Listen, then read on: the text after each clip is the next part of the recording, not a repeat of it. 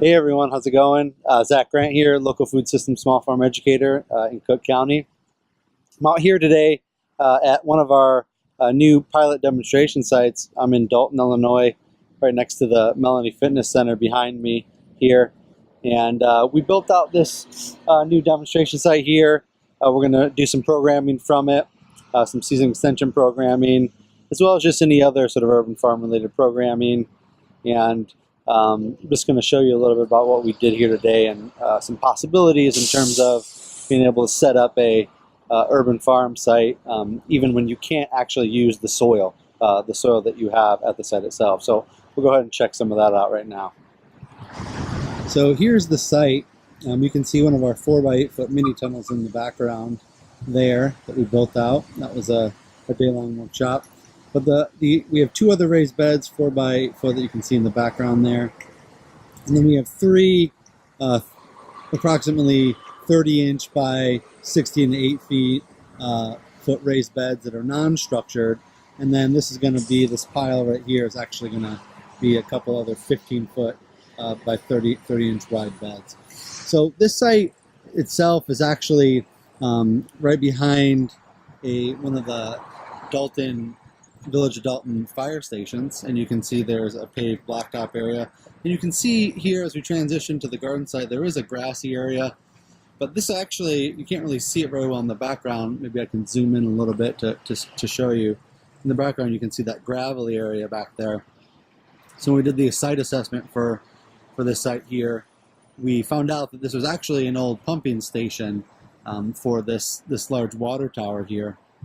And this is all, when they tore the pumping station down, they just filled it in with gravel and fill. So even though you see grass surrounding it, it's actually just gravel and fill with a very thin layer of topsoil. So in that case, it's not so much that the site was contaminated. We kind of, in our site assessment, we didn't really do any soil testing for lead or heavy metals, but since we knew we weren't going to be able to use the soil because of structural issues, we decided that we would just go ahead and bring in some fill. So what you see here is, what you can't see is actually we laid down some black landscape fabric. So we measured out the site, laid down some black landscape fabric, and then we started piling about a foot of these wood chips down.